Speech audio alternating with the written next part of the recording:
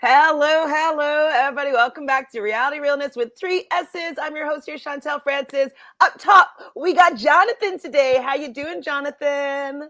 Excellent. Thank you very much for having me. Ooh, excellent. I love excellent. And coming up from underneath is Jojo. How are you today, Jojo? With your new Sexcellent. hair. Oh, thank you. This is a new hair. Yeah, it's a new Hera. I'm high on the blonde voltage. It's my blonde ambition tour. Ooh. I mean, I would love to see that book. Did you guys, when you're like, I guess you're a little bit younger than me, but do you Documentary. remember that Madonna book, the sex I do. book? Yep. And I remember like I think I was in grade 9 that like these twins, they bought the book. They're two girl twins. And we like would like go and like look through the book and be like, oh my God, Madonna's so racy. Bad Like, girl. there was She's nothing, like didn't do dating like anything. She's like Tony naked. Ward or something. Pardon me? Wasn't it like Tony Ward she was dating? Is that his name? Or Warren Beatty? No, she did date The him young guy? too. The young guy? No, the Young young model? one. Yeah, the one who was like a dancer model, whatever. Ooh. I thought it was I like don't Tony remember the maybe. name. I just I remember just remember- the sex book. I remember watching Truth or Dare often on like much more music. That was good. I mean, I miss Madonna, but you know what I miss? I miss Survivor. I love Survivor being back. Yes. So I do have some thoughts about this particular episode, but Jonathan, what are your overall thoughts on this week's episode, My $1 Million Mistake? Okay, so I said this to you offline, but it's like my draft pick has my heart going, my blood pressure, my all of it. So I really enjoyed this week because I do feel like a lot's happening. There were some like missteps that I feel like the production did that I didn't enjoy at the same time. So I'm a little kind of all over the place with my thoughts, but overall, I was very entertained by it, which is what I come for. So Hundo, Jojo, how'd you feel about this week? My least favorite episode. I thought it was really advantage focused.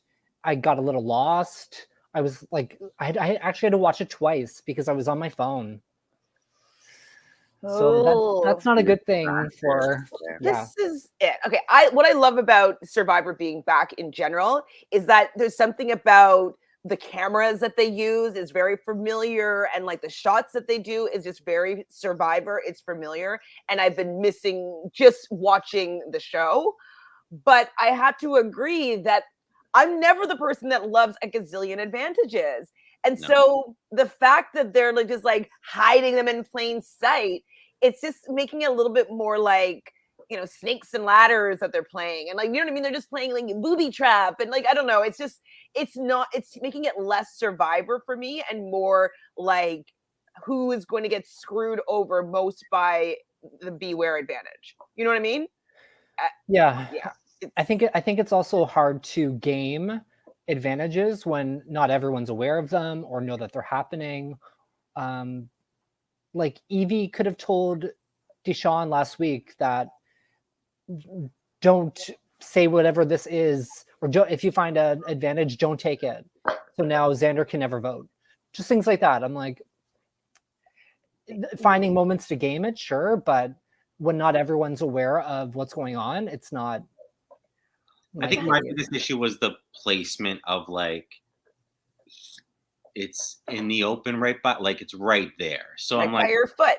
Right. So I'm just like, when that came up, which was early on, it was just like, don't structure it like that. Like like I said to you before, like either make it a challenge or, you know, figure out another way to do it. If you literally have to be like, here you go, here's something in the open. I've never minded when they were like at a challenge before, like, and they won a food challenge and they kind of had it at the bottom of a plate, or, you know, that's fine. Like that's like someone who notices and then has to hide it. I like that when it's literally at their foot. Well, Like, and it's kind of like they're doing it like, you know, it's Christmas morning and they're hidden presents, or like, you know, Easter egg hunt. Like, it's like, I don't know. They're all sleeping, and what production's like sneaking by. Where should we hide this one? Yeah. Oh, by the bench. Oh, like, by the fire. Like, even if they had tree mail and that was like a clue to like that there is something, like you were saying, Jojo, like, you know, maybe that there is something at play and maybe a clue as to how to find it. but not something that's just so like, here you go. It just felt like really lazy, or just, I don't know, it's a misstep for me. Yeah. It's such a misstep. And since we're talking about this, we can, before we go through the episode, one thing that I've also thought, like right in the beginning when we saw the first Beware, I was like, are they really going to put the Beware idol right there because the other two tribes hadn't found it yet? Like I was wondering if they were re-hiding it because they hid it too well and it hadn't been found. And so I was like, oh my God, so your terrible idol that's like what poor kid's gonna lose his vote until merge. So he'll probably be voted out and before he gets to like vote a second time. And like, so you're like, oh, we need to get them to say these phrases at the challenge. So like, let me put them in open sight. And I was like, at least it wasn't that. Right. But I was still like, these are all misses, I think. I think they're all big misses. Yeah. Misses. But another misses we have here is Dolores. Hi, Dolores. Thanks for being here. So Dolores says, it was too easy and in your face. Exactly. The only thing missing was a big sign pointing down at it. Exactly. Eye roll. Go ahead. It did seem like Brad took a while to find it at his feet. So, but like, of course it's going to take a while. Like he's not thinking that something that he's looked at every single day is going to have something new there, right? So that's why I don't like them just like inserting a new advantage somewhere, because like they might not necessarily notice it because they've already looked there. Yeah, it also favors whoever, like you would know at that point kind of what everyone does when they get up in the mornings and like where they go. So wherever production's placing it could favor whoever kind of like, some people might get up and head straight out. Some, you know what I mean? Like in the water looking for food, whatever. So I didn't like that aspect of it either, because I'm like, you kind of know, you're leaving it in a place where you know who frequents that area, you know? So yes, it could be anybody, but at the same time, the likelihood that production and producers would know kind of who would find it. So didn't love it. Didn't love it. You guys are frozen for me, but you can hear me, or am I moving for you, or how's this working? You're frozen. You're frozen for me, but I can see you.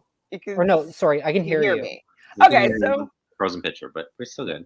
Okay, that works for me. So at the beginning of the episode, so Jonathan, pre-season, you were feeling as though Liana she came across as younger than her age. She was 21, and she was crying at the beginning of this episode because she felt as though she wanted to have a certain outcome, and that was for Xander to go last. She wasn't able to make that happen. So what do you think about how Liana was portrayed at the beginning of this episode? Yeah, I mean, I always try to look as to what it's showing and like when it would kind of come up again and like why they're showing it, like what part of the story is this? I don't know that I found that yet. So, I mean, yeah, I haven't connected it to how it will come up later on, or if it will, or if it has to do with her either winning or her being eventually, voted off. I'm not quite sure. So it was interesting. I just like kind of filed it away. And I always do think that they tell, like every chapter in a book is there for a reason. And I felt like this was not, just there just to show it. I thought this was there for a particular reason that might come up in the future. So we'll see. Yeah, it didn't really make sense to me because I was just like, it didn't go that badly. Yeah, you wanted to keep Xander, but like think about how this could work for your benefit later on. You know what I mean? So I was just surprised that she took it so personally. Jojo, did you have any thoughts about that? I just choked thinking about her crying last night. I'm sorry, I can't tell that you're choking. I can't. Are you okay? Sorry, I'm okay. Jojo, are you okay? I'm fine, but I started giggling thinking about her crying last night. I really like her, but what a crybaby. There was no reason for the tears. Like, this is not your $1 million mistake unless it's Tiffany that takes you out, unless it's Xander that takes you out one day. So maybe that is what happens. Like Jonathan said, the edit is there. Or this is her like coming together moment, and like, so this is like her lowest lows, and then this is like her rise. You think it's going to be her rise to a win? Well, by the end of the episode, they sure lucked out, I would say. Those four. I mean, win the game, but... Well, win the game, I still don't know. There's still so much we don't know, so many people we don't know anything about yet, which still blows my mind. But Like Shan's getting really good winner's edit, in my opinion. Yeah. Evie, her edit's great so far. I think Deshawn's edit's really good. So I think there's some contenders, but you never know. I love that they always someone always goes pre-merge that we love, that is a storyteller that is telling us what's been going on all season. So I always like that surprise too. But we'll see who it is. Man, it's so annoying that this is frozen. Like I I'm trying to know. like, what should I close here? Like, Can you go to stop cam and then no, it would end the broadcast. How about you guys talk for a moment and I'm gonna leave and come back. okay, we'll If it can work. Hold on. Maybe. So talk about the fact that Tiffany just walks around and she finds this idol or this like beware advantage. What do you think about this beware advantage? So basically, they're going to have to sneak out in the middle of the night and get on a boat and go somewhere and have to make a choice. And they may lose their vote. Talk about whether or not that's good or not, and I'll be back. Love you. Yeah, like I felt it was a build up to something greater than what it actually was. Like I didn't feel like it's like, oh, you have to leave, you have to sneak out, you have to, and then they just kind of like cut to walking at night to a boat. Oh, I think that's a boat. And then just getting on there and meeting each other. I mean, I like moments like that myself where there's extra layers to things, but because of everything that's happening so fast, so quickly, it's just too much at the same time. And as we saw with the challenge, it was I mean, with the advantage or whatever, when everyone went, it was like Tiffany, of course, comes off strong, but then we had Sydney on her side of things who same thing. Sydney's my draft person too, Jojo. I'm worried. I know you love Sid. I think Sydney was more worried about taking the risk by taking the advantage, doing it at all. And Heather Tiffany was caught with the advantage. So she kind of had to share it with the tribe. I don't think it was necessarily a bad thing to share it with the tribe. I think Brad sneaking off, I would find that incredibly stressful, knowing that at a certain time I have to leave this beach, leave my tribe mates, find a boat, take off for a couple of hours. I think I would have told my tribe that this is what's going down. How can we use this? Should I take an advantage if I can get one? What do you guys think? Like, try and build some trust into that. Because that's Brad sneaking out again. Remember, like his run to the beach and all that, which half of them knew about. And so it's like, yet again, Brad, this is, a reason why people may not connect with you or may be a little concerned because if you're caught or if it comes out in one way or the other because of these advantages or whatever, it's just, and you're not in a great place to begin with your tribe necessarily. So I do think Brad thought that he had the girls. I think he thought him and Shan were really tight. Jeannie, obviously. So I do think he thought might be a 3-2 advantage going into some sort of tribal. So I don't know if he was that worried about the tribe, but I think trying to solidify and bringing people together when there's only 5 of you is really smart when it's near the beginning of the game and you don't know what's going to happen next. Because next week we could have a swap. We could have a tribe shuffle. We could have 2 tribes. We could have a really early merge. We have no idea. Yeah. Well, after 4, that's when I would start thinking, okay, there's 4 people gone. What's the twist? What's next? Exactly. And just Chantel's still got. So speaking of drafts, like my people, just to remind everyone, is Sydney, who was talked about quite a bit. Yep. JD, who was I was like really concerned for his well-being in the game.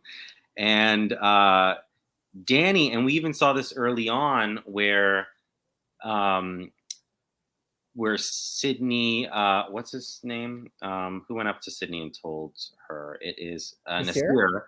Nasir went up to Sydney and told her that, he wants to get rid of Danny, my other person. And hello, we see you now. Yay! And Sydney was sitting on the beach and basically told everyone else that Nasir had said that about Danny. And so, what do we all feel about how that went? Like, I was like, good, I'm glad you're telling everybody because she does rub people the wrong way a little bit. So, what did you think about that interaction that happened early on in this episode? Well, no, I personally was like, what is Nasir doing? He just allowed himself people to like forget about the fact that he was, doing too much and wanting to target the two guys when they were out looking while they're doing the whole first challenge. And so he showed his value now. He's making the fire. We get his story. And I was like, good. He's now settled into the tribe where they don't want him to go. And then he goes, he's not making friends yet, though. And he goes and tells who presumably is Danny's best friend in the game and tells him that he wants to target Danny. And I'm like, what a bad move, especially since like you've known these people for a week and she could be very loyal to them. So I thought it was a very big mistake on Nasir's part. I think it was good on her part for telling everybody because it shows that she is loyal. I think that she's in really good with Danny and Deshawn, and Nasir isn't at all. Yeah, I think Nasir mentioned that he thought of Sydney as like the double agent kind of a rat. And why would you tell that person who you want to target when you've just won 3 immunity challenges in a row? You haven't hit tribal yet. Yeah, There's no real reason to talk about who to vote out yet. Yeah, exactly. Nasir, what are you doing? Your tribe is winning. Absolutely. It's like, don't make any waves. Don't be the person that they want to point their fingers at when they finally go to tribal. Like, not like she was asking. Like, I very much felt like he volunteered this information out of nowhere. Yeah. Like, we have to get rid of Danny. So such a bad move. And like, I like Nasir, but this is like bad. This is like bad game moves 101. I was listening to you guys, like I was on my phone listening to you guys, so I kind of know what you're talking about a little bit. But I do want to talk a little bit more about this. I thought it was stupid, the beware advantage. So you could basically ruin your entire game for a tarp or a chance at an extra vote. I would just be like, nah, I'd rather keep my vote and not get a tarp and a chance at an extra vote. Like, do you think that they are using advantages that are like actually alluring? Like, what do you think about this tarp?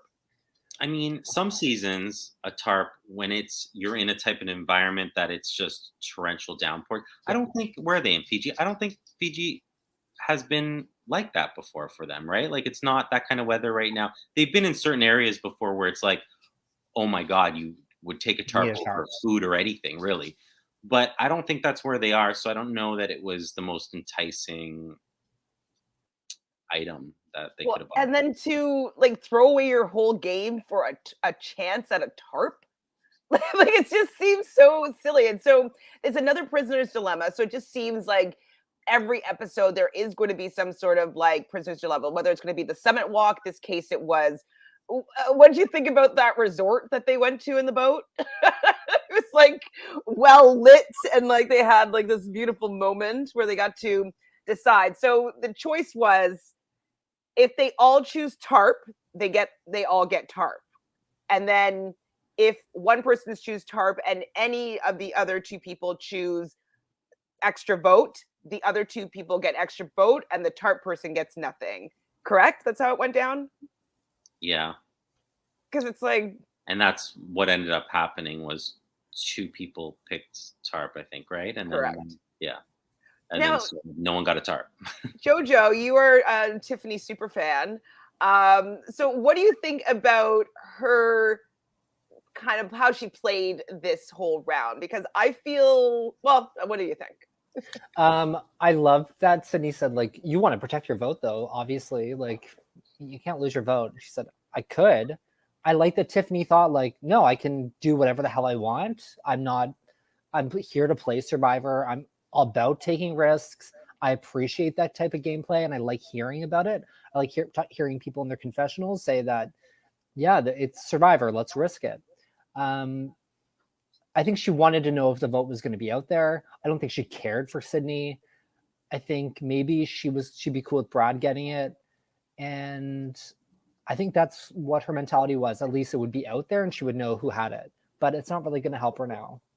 Well, I felt that she played it poorly because like if because she didn't end up getting anything out of it in the end except for looking shady in front of Sydney. So like if she was going to have this be the outcome, like I would have wanted her to make friends with these people, make that decision instead of being like coy about it, like, well, I might. Oh, I'm not gonna lose my, you know what I mean? Like it would have been, I think, for her better if she was gonna go tarp anyways, not to put it that she has so much doubt in whether or not the other person was gonna call her bluff or not. So I think she was thought pretty she straight was up. I thought she was pretty straight up though. She said like, what are we doing? Like, we don't have a lot of time. Let's talk this out. So at least one of us gets the power and at least we know where it is.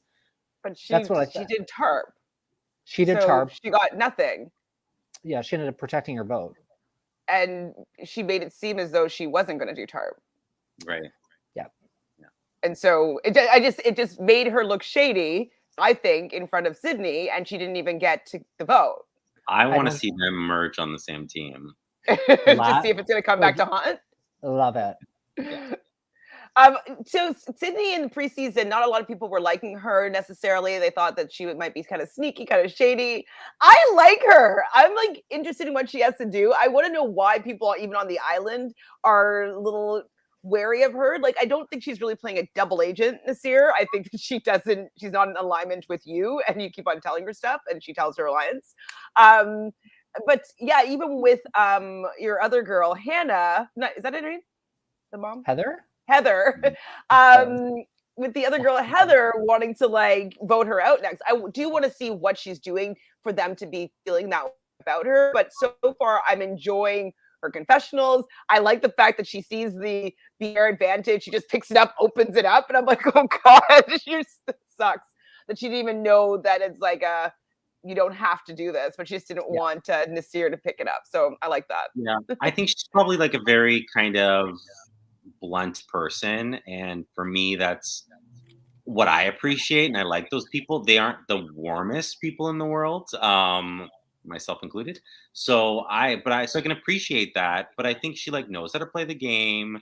She just needs to really, I think, focus and work on being more likable. If multiple people think that same way about, first of all, you don't want anyone thinking that way about you, but if multiple people think that same way about you, what's going on? it may be something to alter a little bit because you need people to like you.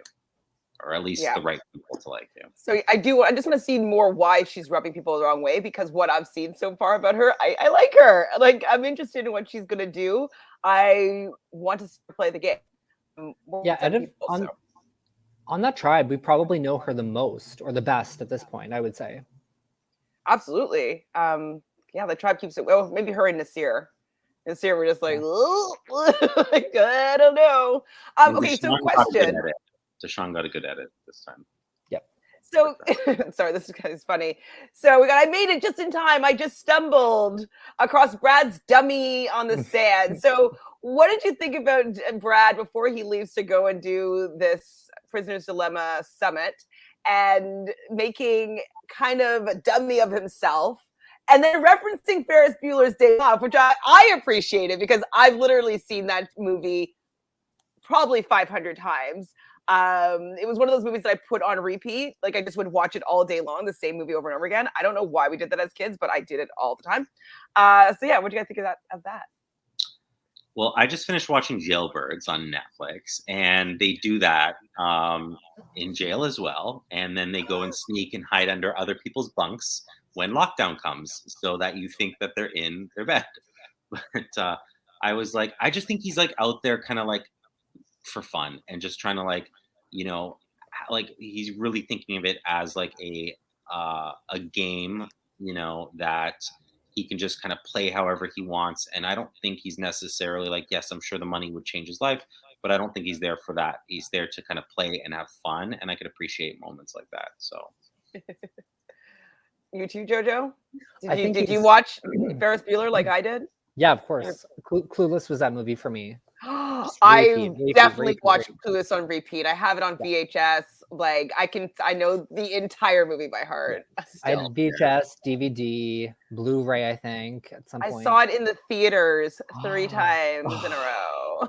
Lucky. Well, like in days in a row, not in the theater in a row. But like I remember one time it was sold out, and so we still got we snuck in because we couldn't get tickets to it, and we sat like in the back row on the back set of stairs to watch Clueless again because it was sold out, but we needed to see it again in theaters. I love Clueless.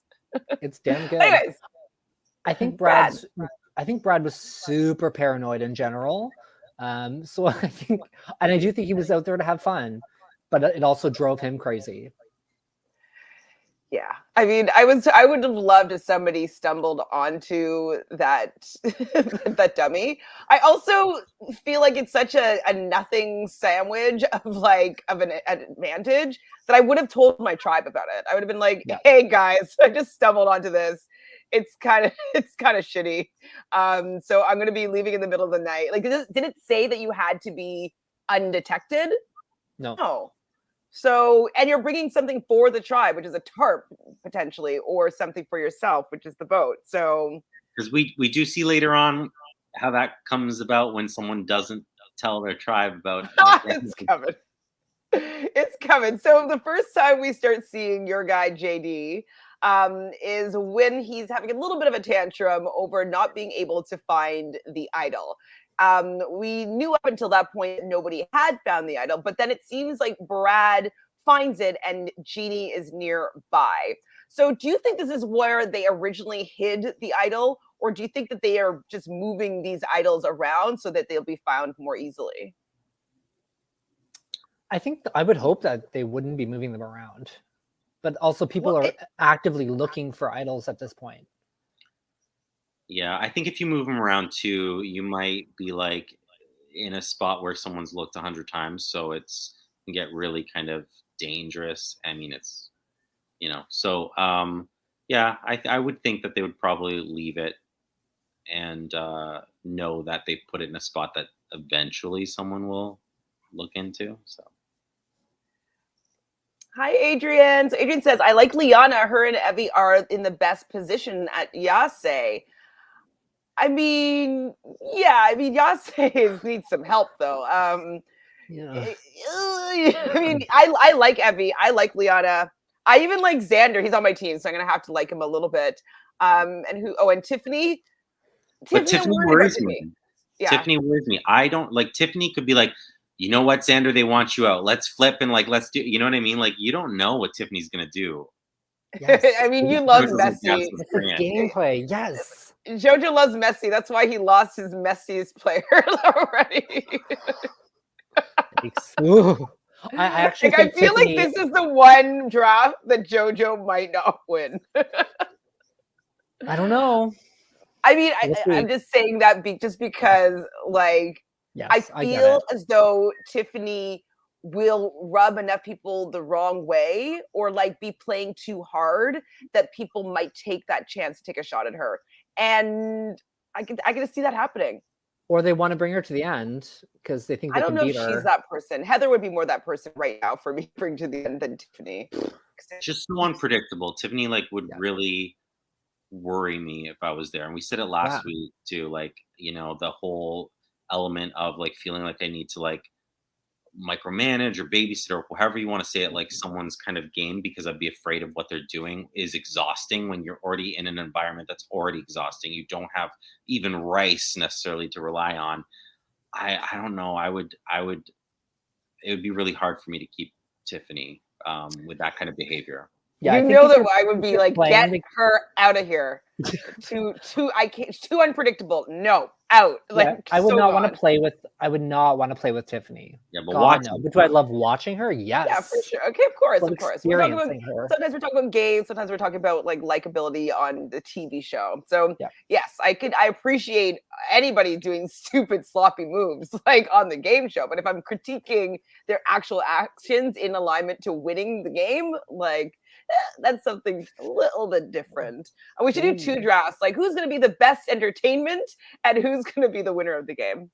One thing that I really like, though, about the moment when Brad found the idol is when he realized that Xander had said one of the phrases out loud. And so like him being like, oh my God. And then Evie's like, yeah, no, we didn't hear the other one. And like, I'm not sorry, Jeannie was like, we didn't hear the other one. And like just hearing them put those pieces together, I like that moment. I think that's what Survivor wanted from these phrases. Same with, not to skip ahead, but same with that, you know, at the challenge where he's like, hey, I like what you said about broccoli. You know what I mean? Like that moment. Yeah. I really like that moment too, of course. So, but I love Brad calling himself out. He's like, I said it awful. I didn't do it right. That killed me. I mean, like, I did a really bad job. Yeah. Not to skip ahead, but that was the cringiest of cringy. Like I didn't even listen properly. I might have even skipped forward 7 seconds because like I just couldn't bear it. Because you're on the edge of your seat and you're like, what is he? That's I don't think that. I don't think that's right. Is that? No. Does he get credit for that? It's like, did he say it? Yeah. No.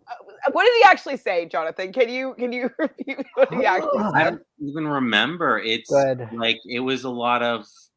I was literally staring at the screen, being like, I don't like what you said. I'm like, I don't know if that counts. Does that? I don't know. If, no. Like maybe practice in your head before you go. You know what I mean? Memorize the phrase. Especially since Xander did it so flawlessly last week.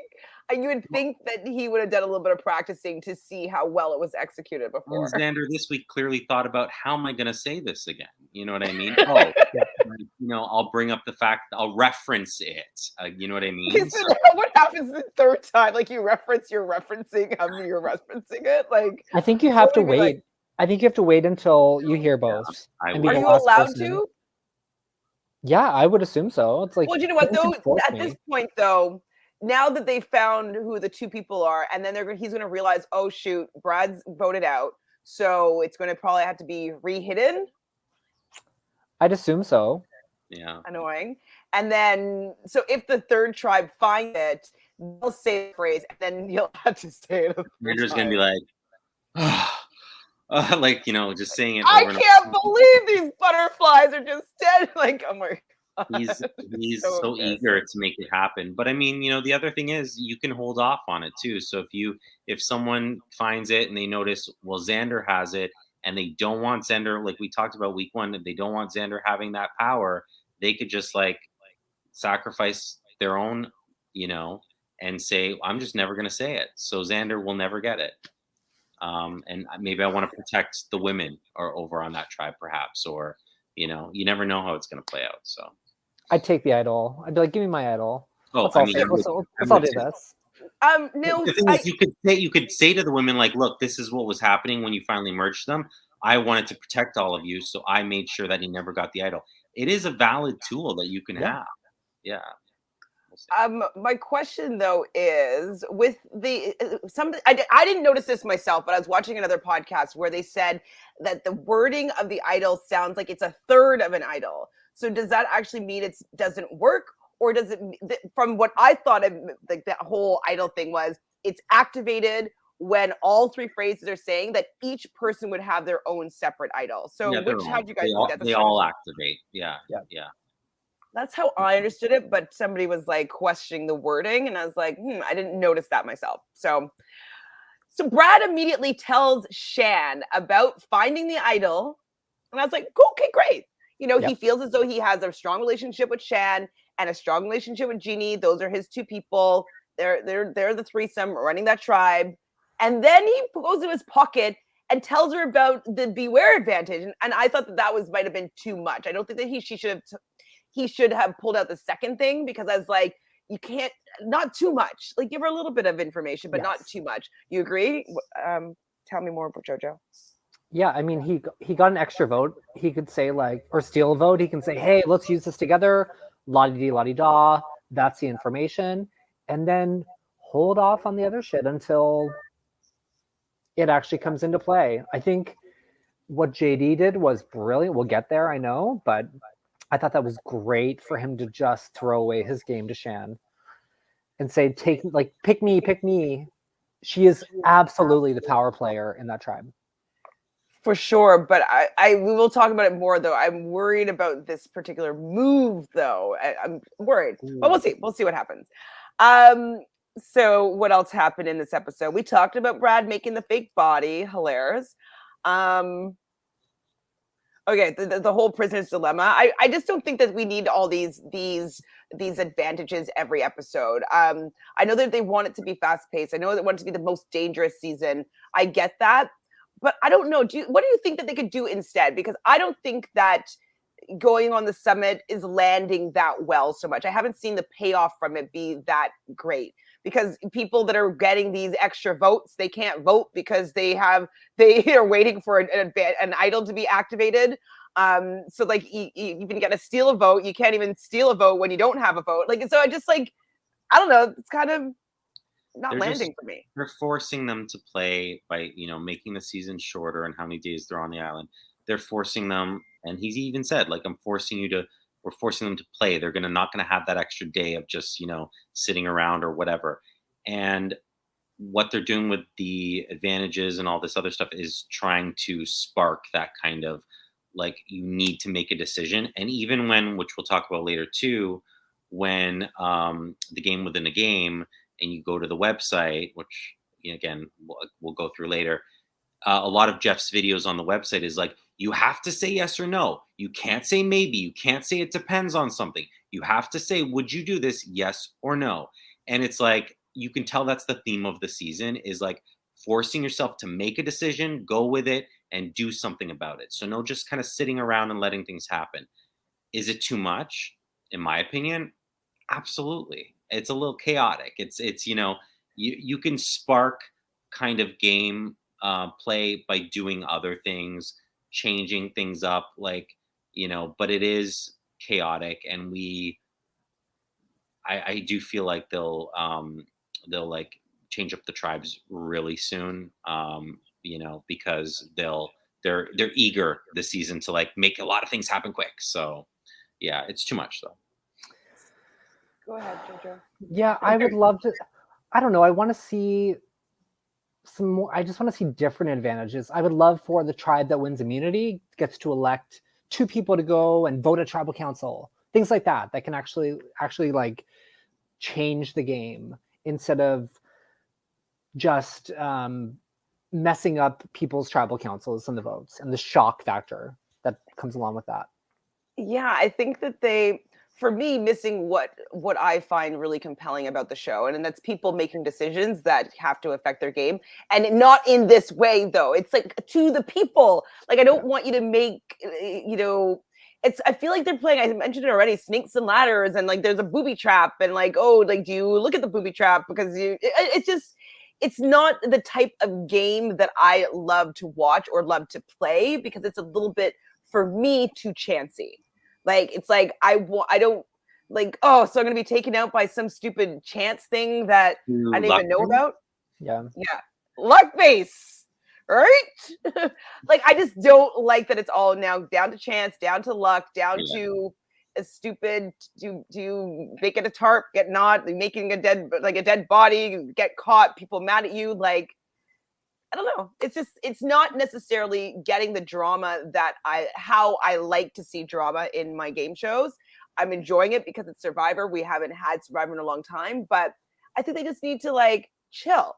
It's almost like for me, how they scramble now at tribal councils. Like when that first started happening, it was like, ooh, but now to me, it's a little too much. And it's like happens too frequently that I'm like, I feel like they almost shouldn't allow them to speak at that length, or like get up and like have an aside at a council and change their minds, because I feel like you need to have done that work before you got there. Sure, you can like say something or signal to someone or say, no, we're doing plan B instead or something like that. For sure. I don't think they shouldn't be allowed to speak. I'm just saying it's like that chaos they've kind of like, to me, continued throughout the entire game. And it's like Jojo said, it's like change things up, make things happen, but in different ways, Yeah. And it's kind of like the moments that they're trying to recreate happened organically because they were playing the game and they knew what they had with them. So in order for people to make really amazing game moves that are like thrilling and captivating, they need to know what they're playing with.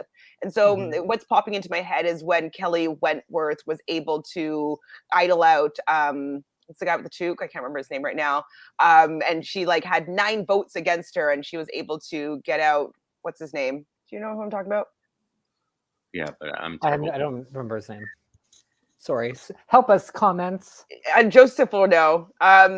Anyways, it was on. I think it was on Jeremy's season, and that he won. And the guy, he was wearing a toque, and he was always like a good guy, but then I didn't like him that season. What's his name? He's kind of good looking.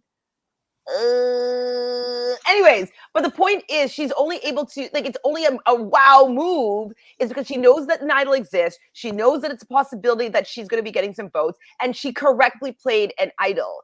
And that's why you're like, wow, this is like such an amazing gameplay, is because she knew the tools that she had with the players that she's playing with, and she made something to be, and she was able to read the characters to know that this was the perfect time for her to play this trinket. But like with having all these trinkets and doodads, all these things around, people can't play well because it's just too much going on that they can't plan for. And so that's why I think that people are just like, take it out. The people that have all these advantages, let's get rid of these advantages. Let's get rid of these, let's get rid of that, because they don't want to be playing with all these variables. So I think it's backfiring, in my opinion, on the success of the season. But a lot of people don't know about all these advantages yet, as what your point is, but at the same token, it's like people aren't going to be targeted, and it does seem like a small group kind of knows the extent of what the challenge or what all the advantages are so far. So I mean, I don't know, we'll see. I mean, maybe they're like front heavy where like this is all happening now, and then they kind of just like let it kind of play itself and see how that comes about throughout the rest of it. I'm not sure. So I don't want to see anyone get seried again. I wish that idols maybe expired earlier in the game instead of at final 6 or final 7. Yeah.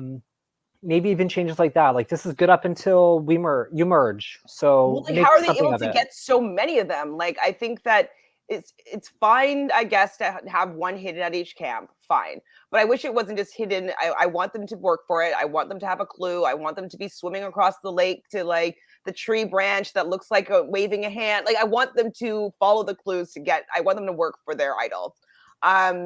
So they can have it at each camp, but work for it. And they can have some sort of advantage maybe at a reward challenge, which it doesn't seem like they're doing this season. Jonathan, how are you feeling about that? Yeah, I mean, I was just gonna say to Jojo's thing too, like expiring earlier. I love that because, you know, we've all played online games where they have that, where you can only use this up to this point. It's much earlier, and it works better. It just like that again forces you to play the game a little faster and you know, maybe, you know, use stuff up. I don't know. It's all kind of, we'll see. It's a lot for the first few episodes. It's in a way that's not, in my opinion, as enjoyable as it would be if it was just a little bit more like clean gameplay, maybe an extra idol or something, but not so what much. I mean, what it's doing is like really drawing out the people who are like will play too much too fast, and like the Russell Hantz of the, you know what I mean, like really kind of just go for it, and they're gonna, I mean, potentially could ruin their own game, or maybe they can protect themselves. So maybe it'll be really interesting, because maybe people who would normally be kind of crazy like that will be able to last a little longer in the game than they normally do. Not that Russell didn't, but I mean, like others usually get kind of caught up in that behavior. So, I mean, I'm reserving my right to. It's just an opinion. Who cares? We can change our mind. Yeah, exactly. We could change our mind later if we're like, wow, we were wrong. Like, these advantage really made this season amazing. Yeah. I don't be just saying that, but like, I'll eat my words. I'll eat my words if that is what the case is. So we're at the immunity challenge, and it's a typical Survivor immunity challenge with like a few different elements, kind of relay style. Were you worried, Jojo, for Tiffany getting across that rope? Not as much, because I do think like you need the upper body strength to cross that. She was swinging. Like, I was like, my God. She was swinging, but I wasn't as worried as I was for that balance beam. For whatever reason, people like struggled to hop across it. I agree, but well, the fact that she was swinging so much on the rope though, and then from her past, like how she came across the last challenge on the beam, I was just like, girl, just like Relax, rein it in and just be calm. But she was so erratic that I was like, I was impressed that she hung on, but like I did not think that there was a chance that she was going to make it across. It seems like once, but this could be an edit too, in one shot. All my draft picks are on the other two teams, so I was like, oh, perfect. Tiffany's on this. Wonderful. Which, I mean, she did well. She did well. Well, I was worried though for myself because I knew that even if Tiffany lost it for them, I was like, Xander is probably the odd person out and would most likely be voted out. So I was like, Tiffany, hold on. I was like, I don't want you to mess up and then make me lose a person on my team. So I was very, very worried. So they're playing for a plate of large and small plates of fruit. Do you think this is a good reward? Yeah, at this point, I think they'll take anything. So some fresh fruit, sure. Great. Pass it over. I want to see how small. I wanted to see it though. Like I want to see how small they were. Did they show? Yeah, they did. Oh, show. they did. Oh. Well, I don't know how small, but they did show the plates. Like it was one plate that was like this big, and then the other one was like it's like bigger than a dinner plate. They need it. I'm sure they loved it. Yeah. But Jonathan, so yeah, were you not mad that they didn't have an actual reward challenge? So is this what it is? Is it going to be like not a second challenge every episode? It's just going to be some sort of summit walk or whatever? I'm really upset about this. I do not like it. I like my challenges. I like the kind of challenges that they are having. I wish they were a little bit more dynamic. Like I wish we didn't have to wait until we got down to like the final four to have like a maze challenge or something like that. Like I wish they were Survivor, CBS. Like you have a lot of money, put it into it. So I wish they kind of had even more grandiose kind of elements to things. But I do like a good solid, almost like an obstacle course type of like, do this, then this, then this, then get to the end and like either solve a puzzle or kind of do like what they had to do in this episode, which was do their little basketball attempts on landing the sacks on the plates or the boards or whatever. So I do like overall that kind of like extended, like one thing to the next, because it does allow teams that are stronger in one areas and not in the other areas, kind of like all catch up with each other. So yep. Question though. Okay, so I didn't necessarily hear it or not hear it, but before in previous seasons, Jeff would say that the same people can't sit out in back-to-back challenges. So I don't know if he said that this time around, but they usually, if I'm not mistaken, referred to reward challenge and immunity challenge couldn't have the same people sitting out. So this particular challenge, Team Blue had Heather and Erica sitting out and Jeannie sitting out from Green. Now, did Jeff say this? And if he did say this, would it be like 2 immunity challenges in a row? Or do you think that that's an obsolete phrase now? That stood out to me as well. I didn't hear him say it because I was like, oh, those are interesting choices to sit out. And I was like, oh, maybe it doesn't apply any longer. So I was curious to the same thing. I don't know if anyone knows, but I didn't hear him say it. I thought maybe it's gone entirely. Maybe you can sit out wherever the heck you want to sit out. Heather, queen of sitting out. I love it. Some Sandra energy right there. I mean, I'm here for it. I want to see that tribe more, but I don't want them to go to tribal council. At this point, I want them to steamroll the other tribes. I have 2 of my particular draft is on Blue, so I'm like, Blue, keep winning, keep majority of us safe. I'm happy about that personally. What about you, Jojo? Are you happy about that? I actually love the tribe dynamics right now because I do feel like the women are running things.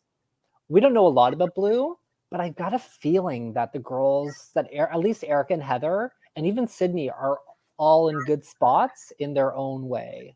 I feel like Sydney's with the boy, like with Deshaun and Danny. And I think Erica was too. Like I feel like they're all a little incestuous and a little like everyone's feeling each other out. They're all kind of on good terms, except for like Heather Sydney, Heather's Sydney Nasir. dreams. Yeah, so I'm really curious what's gonna. I am curious, but I don't want them to go to tribal. So what do you guys think is going to happen? Do you think that they're going to merge, or do you think, or like swap, or do you think that they're just going to wait and go to a merge? And when do you think the merge will happen? Do you think it'll happen at 13, like usual? Do you think that they will do a swap then a merge? Do you think they'll merge less and just stick at these 3 tribes until then? What do you think? I look at it as like, what do you think is the most chaotic way of doing it? And for me, it would be a swap before a merge. So I do think that they will maybe even the teams out, perhaps, and just like swap into 2 or 3 again. Well, I feel like it's not happening next week, so they would be For down. sure? No, not for sure, but I don't think it's happening. But 2, 3, 4, 5. So they're already down 5 people. They'd be down, or no, they're not. They're down 4 people. They'd be down 5 people, and yeah, I don't know. I feel like if it's gonna happen, it would have to happen real soon. Because what are they gonna do? Like tribes of like 4 each or something? Or Yeah, like, I feel like they have to do it next week if they're going to do it. Next week is what though? it'd be 5 each, right? Oh yeah, so 5, It's- 5, 5. 2, Yeah. 1. 5, 5, 5, or No, it would be after next week because next week would be the 5th person would be gone. wouldn't it be after 4 people going into evens They everyone have, out? they have Oh, you're 6. talking about into 2, not into 3.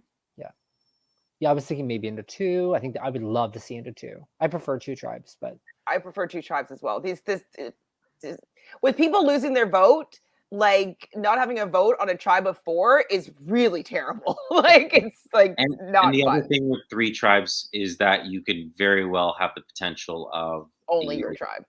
like exactly like the blue is all blue again, minus the one person that they'll easily vote out or something like that. So I do think 2 tribes are more of a better kind of dynamic that they can play around with, especially with all the advantages too. Maybe what if they do 2 tribes on one beach? ooh, Like some one world. Like a fake merge.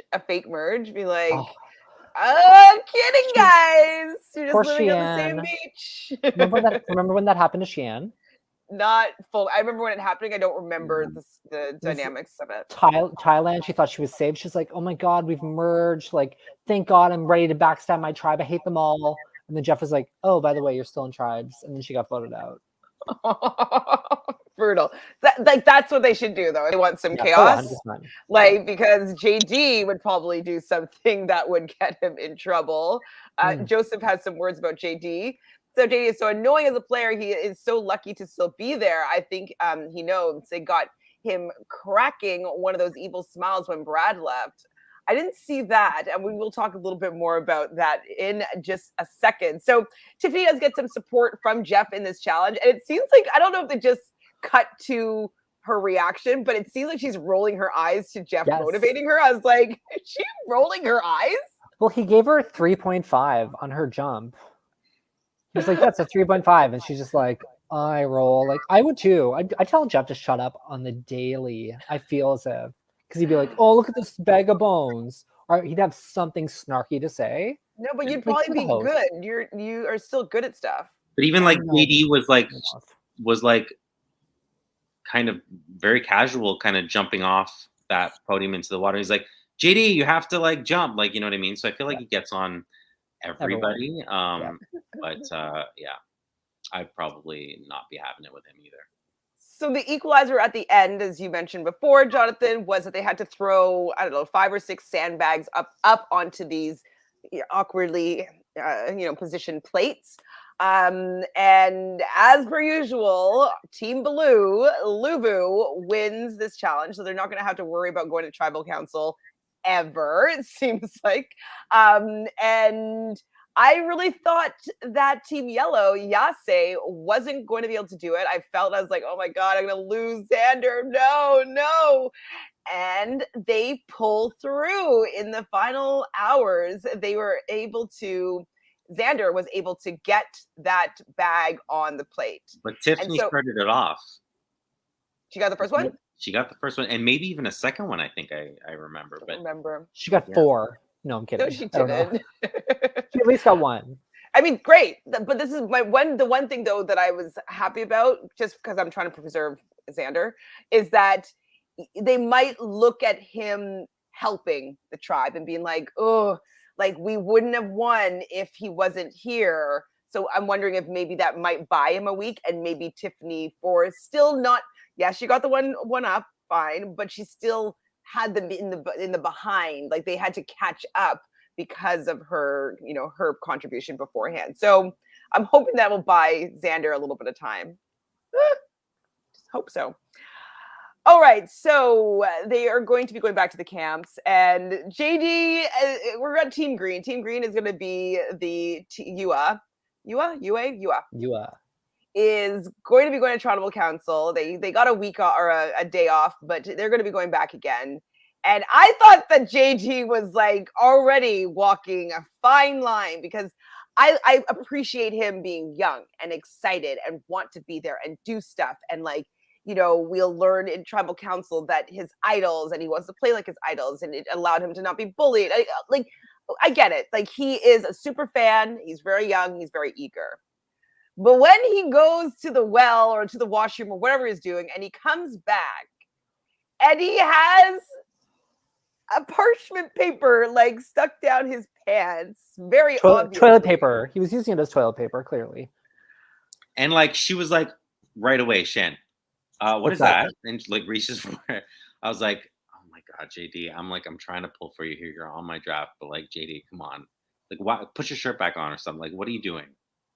But like, careless. Actually, though, what are you doing though? Like, there's not much to do out in there. You roll it up and shove it up your bum, just like they do in jail. Like, you need to smuggle that where you need, do what you need to do, yes. JD.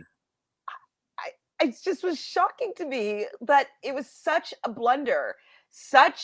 It was just so.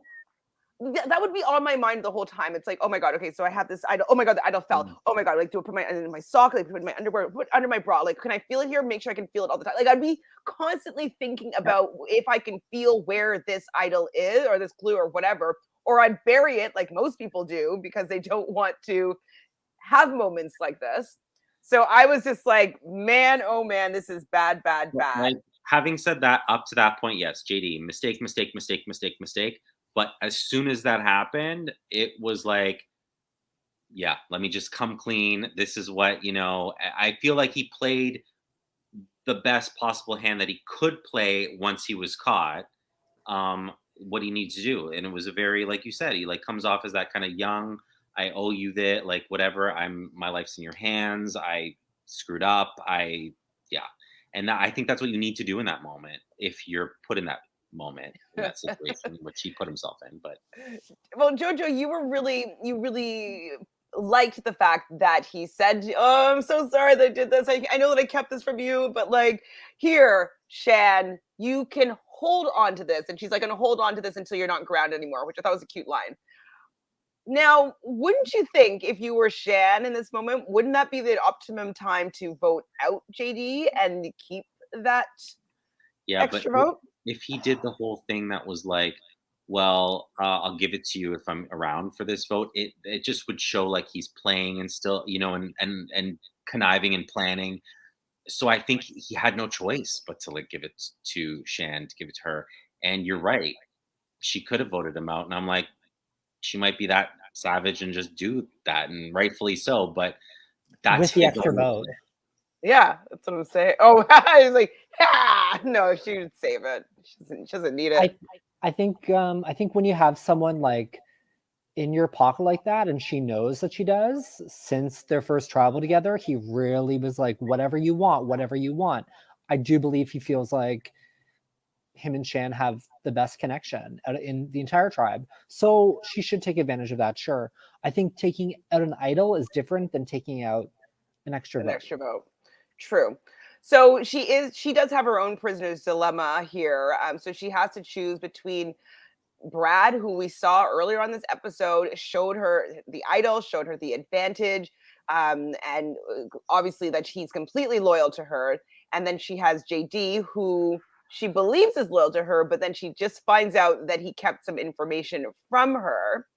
And then it takes her back to a story when she was 5 years old and had to choose between her mom and her dad and who she wanted to live with. And I was like, that's such a sweet moment. Like, I mean, it's terrible, hard for a child, but so many children go through that. And like, I felt for her, and it was a nice character building moment that they seem to be wanting to insert on the regular this season.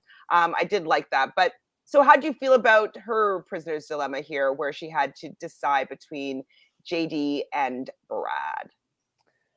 Boo-hoo. Like, what a great position to be in, having to choose between two I guess people. it's not a prisoner's dilemma, it's Sophie's choice. Sorry. It's definitely Sophie's choice, but having to decide that is not the end of the world. You have Ricard and Jeannie who don't really care about one another. She's making a choice to. No, like, they're loyal to each other. Brad and Jeannie are. Jeannie was with Brad. Ricard and Jeannie. Oh, Ricard. Sorry. Mm-hmm. So like leaving like that instill out of the four of them, great. Like I think Shannon just keeps positioning herself so well after every tribal. Oh, absolutely. And if she jumps on Jeannie now and be like, this is why it happened, or if she's the voice of that and builds that relationship, I mean, that's exactly what she needed to do, because then she will individually have every single person left on her team, as her number one kind of a thing. So, yeah. So on the way to tribal, I didn't realize this until after, because I was like, wait, I didn't see the Rebus puzzle this episode. I was expecting it to be at the immunity challenge. Jojo, did you see this? No, you didn't see it. No. Oh, I'm so mad because I watched the immunity challenge twice, because I'm like, how did I miss this? I didn't look away on purpose. I was waiting for it. I'm like, where would they have put it? That the establishing shot would have had to have been in the beginning, or maybe it was at the end. So I rewound, watched it again. I'm like, it's not there. It's not there. So let me just watch the rest of the episode. And then finally, I see it. Popped up. But I had to literally watch it twice in order to see it. And it was at the beginning of Tribal Council. Seashell and a boat? Is it a seashell? No. Rocks. Don't rock the boat. There you go. I mean, I didn't understand what that. I'm like, what's that pile of? And then once he said rocks, it's like, oh, don't rock the boat. So Jonathan, though, he is a little bit more investigative than I am, and because it says right at the bottom, it says solve at www.survivorgwg.com. So I went to this site right now, but I haven't done this yet. So let's do this together. And we can solve it all. You're supposed to go each week and solve this and put it in. And you get some Jeff videos. You have to unscramble something. And then at the end, you'll have to do this whole other thing. Ooh, okay. Okay, can you see game within the game? Yep. All right, I went to the first week's puzzle. So do we remember what it was? Something Alliance? Yeah, it was day one Alliance. Day one Alliance. Okay, let's put that in. Day one Alliance. I think you might have to spell out one, but try. Oh, I would think it wouldn't let me do it. Okay.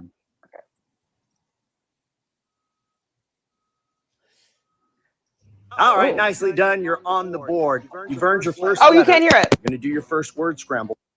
Nicely done. You're on the board. You've earned your first letters. You're going to do your first word scramble. Remember, this is designed to be a different test. The key to this one is put a ticking clock on it. Imagine that there are 10 other players. They're trying to solve this too, and you want to solve it first. That's what you want to do, is start working under pressure. Once you get this right, I will see you for your strategy tests. All right. Are we ready, guys? Yeah. Is this how we do it? Oh, okay. That's how Jonathan told me this before. Jojo, do you know how to unscramble this one? Vote. Veto! No. Veto. Wrong show. Big brother. For a second, though, I was like, OTEV. OTEV what? Okay, so that's the first one. You have to click on it. Oh, click on that one? Yeah. Do vote. Sorry, yeah, of course. How do we you drag and drop, yeah. Woo! All right, first word scramble done. I thought that one was kind of difficult, but some will be easier than others. The key is to just keep doing them. All right, here's your first strategy test. This is taken directly from the next episode. So put your player hat on and ask yourself, what would you do? Would you ever allow your alliance to put your name out as a decoy vote? On one hand, it's obviously good in that it's helping your alliance get out whoever you want out. On the other hand, it's risky to have it be your name that's out there and somebody might be writing it down. So if the answer is no, just make sure you understand why you wouldn't do it. And if the answer is yes, is there any way you could then turn that into some kind of an advantage? Because ultimately, that is what you want to do every day, is move your game forward bit by bit. And the key to the strategy test is you got to commit. Decide what you would do, then watch the episode and see what played out. We're going to keep doing this. You're going to get better and better and better. All right, I'll see you next week. So the best part of this is, like I was saying earlier, is that he kind of gives you a hint about what next week's episode is about, and like a major plot point almost of it, which is interesting, which kind of, you take what you see at the end of the episode where it's like next time on Survivor and what he's saying in these videos, and you really kind of know what the main issue is for the following week. Love that. Okay, so the second one was worth playing for. Right. I don't know if you can unscramble this one, Jojo. Nervous. Okay. Well done. All right, you've earned more letters, another word scramble. And remember, if you're in the show now, it's day like 4 or 5. You're not eating, you're not sleeping, so you're already struggling to think. So keep the pressure on. The minute you hit that word scramble, imagine that ticking clock. And I'll see you for your strategy test. God. What? It's C. not. It's not C? No, it is. I was going to say it's not essay. I'm like, what else can it be? All right, another word scramble down. Remember, you'll need those letters at the end of the season for a riddle. Here's your strategy test. This is directly from next week's episode. Put your player hat on and ask yourself, what would you do? If you were given the opportunity to secretly sneak out of camp at night, presumably for a reward or an advantage, something like that, would you do it knowing that in Survivor 41, everybody's aware that this could happen, which means everyone's sleeping with one eye open? If the answer is yes, ask yourself if you would confide in somebody, a trusted alliance member, and tell them so that they could help either build the distraction or come up with some sort of cover story. Or would you go it alone, keep it totally secret, risk getting caught, but wanting to keep all of the advantage for yourself? Remember, the key to the strategy test is you can't say, it depends. You got to commit, then watch the episode and compare how your strategy worked out versus what happened. All right. Hope you're enjoying Game Within the Game. I'll see you next week. Woo. Well, what would you do, Jojo? Oh, I would tell people. This early in the I'd tell game? someone too. Of course. Especially this early in the game. Yeah. Of course. And that was this one was the last one? Or no, there's one more. This one's the last one. Yeah, don't rock the boat.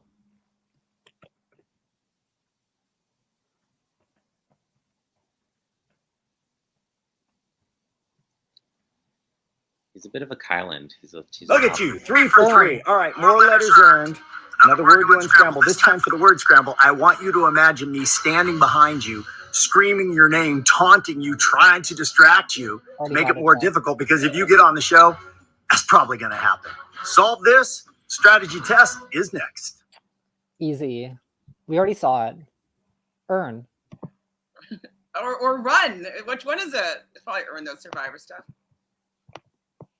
Oh, run would have been good too. Keeping his mouth shut. Is it earn or run? You're right. Okay, here's this week's strategy test taken directly from next week's episode. Put your player hat on and ask yourself, what would you do? Would you ever throw an immunity challenge? In other words, lose on purpose so you can go to tribal council to vote somebody out. Obviously, a very risky move because you never want to go to tribal because it could be you that's voted out. Then again, you got to make risky moves in Survivor. You're already seeing it in Survivor 41. People making risky moves. That's typically how you win and often how you lose. So ask yourself, if the answer is yes, Then clarify even more. Would it more likely be because of personality? There's just somebody in the group that you don't like and you just want to get rid of them. Or is it more likely it would be to strengthen your alliance? Maybe there's somebody in the group that's not your alliance. You're worried about a switch or a merge. Ponder it, think through it, commit, then watch next week's episode to see what happened. Got nothing else for you. I'll see you next week for more Game Within the Game. I feel like every time that I have seen that someone throw it, they've really screwed themselves over, because like the following week, then they lose again. Welcome to the Entitled Players who drew. Sorry. Or something like that, and then they don't have anyone else to vote out. So I've, again, in online games I've played, I've seen people do it. They're like, we don't want to go into the merge with our whole team intact because then we're a big target. And people throw things in it. I just, often than not, it doesn't work out when you do. So it has me worried. And then at the end of the episode, it did show a clip of the Blue tribe potentially wanting Deshaun to throw it. And Danny was like, I don't know. But so I'm like, what's happening? Like, do they merge and maybe they have, like, not merge, but like merge 3 into 2 and then maybe have a couple people that they can get rid of, which is why they're trying to do that? Or do they think that there's just someone annoying them too much that they just want to get rid of? I don't know. But I don't like when they do that stuff, because it worries me. I always find personally when people are like toying with the idea of throwing a challenge, it never seems to be a positive outcome. Not necessarily that you will get voted out, but it just starts like a negative energy. Like, they're the lucky tribe right now. Why are you trying to ruin your luck and your good juju? Like, the good juju right now is that dynamic, and regardless of whether or not you like somebody, if it's Blue tribe anyways, but I can only imagine it'd be Blue because they're the only one that's up 6 and the 2 tribes are down to 4. So I would assume that it's Blue that is in this decision, this dilemma. And so I would not do that. I would just allow, like, if luck is on my side, I'm not going to toy with that at all. Yeah, it's like, I'm not superstitious really, but like, am I gonna walk under a ladder and open an umbrella in my house break a mirror when I'm having a great day? Absolutely not. Right? Why test the fates? Like, why am I doing that? No, Just yeah. ride with what's going on. Like no matter what, it's better to have Nasir in the game, because like at least he could sit out if you need him to, or like, you can get rid of him if you need to later on. But like, to do it prematurely, I think it's always a misstep. So I hope it's just a conversation and not something that actually manifests. Ugh. Too early to throw challenges. In my opinion. Never throw shit. Ask Jonathan. Never. Jonathan wouldn't throw stuff. I know I wouldn't, and I just feel like, I mean, there's a time and place for everything, but in a situation where you're like, maybe someone's big and strong, and that your tribe, you have the numbers right now if you threw it to get out someone, but once they merge, you have friends on that person has friends on the other tribe or whatever. I mean, like, maybe now's your time to take a shot. But it was Deshaun and Danny talking about it, and it's like, they're in a good position and have, so if they are talking about like a Nasir, I don't know, but if they do merge and are talking and like have 1 or 2 of other members, and they're like, well, let's throw this and get rid of this person, because maybe they have a lot of their members, or they have the majority on their tribe still. I wouldn't still, because then again, if you keep losing, you may get down to a point where, what was her name, Stephanie? Remember Stephanie was on a tribe by herself? Like, you know what I mean? Like, you never know. So, and then Denise and Malcolm were on a tribe of themselves. Yeah. And Denise won the entire season because the other tribe just kept going for each other. So it's true. It's bad move. So hopefully that's not what they decide to do. And so just to finish up with this episode, so we do go to tribal. JD confronts the fact that he was trying to do some jump shot basketball shots to win, and he wasn't successful. Brad was pretty annoyed by, JD and how he was acting in tribal and in the challenge. I think he was expecting JD to be the one that was going home. And in the end, Shan decides to keep JD over keeping Brad. So I was kind of toying back and forth whether or not I felt that this was a good idea, because I think that Brad, it showed her that she's been loyal, but I do feel as though she thinks of JD as more of like a little brother, and that he might have messed up here because he's playing Survivor, but Brad is more dangerous in the long run, is I think why she made that decision. Do you guys agree, disagree? I do agree for myself. I think Brad is more likely to turn than JD, because JD owes you. Brad does not owe you anything.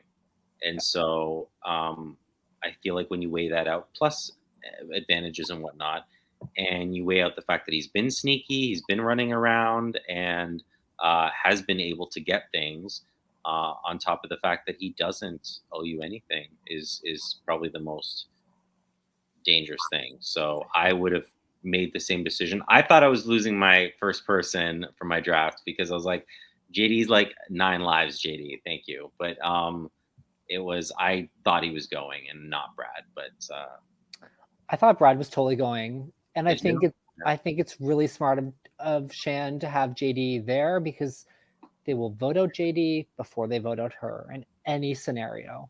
So bringing a person like that is great. Brad might be able to bond with some other players really fast, or say like, hey, I'm at the bottom and I thought I was going home next, play that card. Yeah. I'd be more concerned about Brad than JD. JD already talks himself into people wanting to vote him out. He can't help himself with a basketball. I'm like, what are you doing? You're in the middle of a challenge, JD. Like, well, and also though with JD, I think that Shan was like, Jeannie is not as with me as, say, Ricard is, and Ricard wanted Brad gone. And I think that she was also trying to appease what Ricard wanted in that moment. And so I think that she was solidifying more that she was more loyal to Ricard, and like his, because Brad is coming for Ricard, and that is a more dangerous than like JD having an advantage that he didn't tell you about. So I do think he made the right decision. Brad had Jeannie too, so it's kind of like breaking up a duo, right? That's what I'm saying. Like, she didn't have Jeannie, Brad did, and so she's in a more powerful position without Brad than if she went to that side and took out JD, I think. Yeah. Well, this is it for this episode. Thanks, guys, for hanging out with me. Thanks, everybody in the chat, for all your comments and whatnot. So, as usual, let's get you to subscribe. We've hit 10,000 subscribers, so we'll have another party very soon. Whoop, whoop, whoop, whoop, whoop.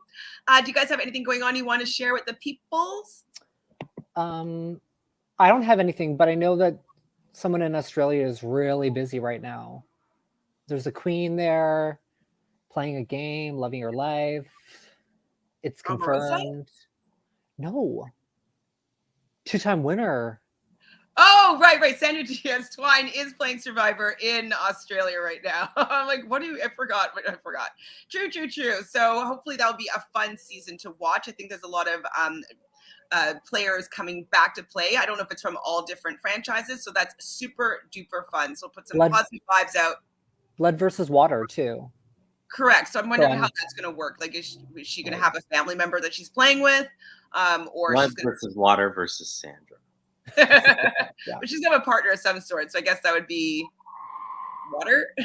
I don't know. Yeah. But, okay, so what should we talk about in the comments? So obviously like this video, that would be great. Tell us if you think that these puzzles and challenges are too easy. And do you like that Jeff is kind of leading us into what is going to be the major, plot point of the next episode? So let us know what you think about the game within the game in the comments below, and we'll talk about them next week. Love you guys. Thank you. Thanks everybody in the chat. See ya soon.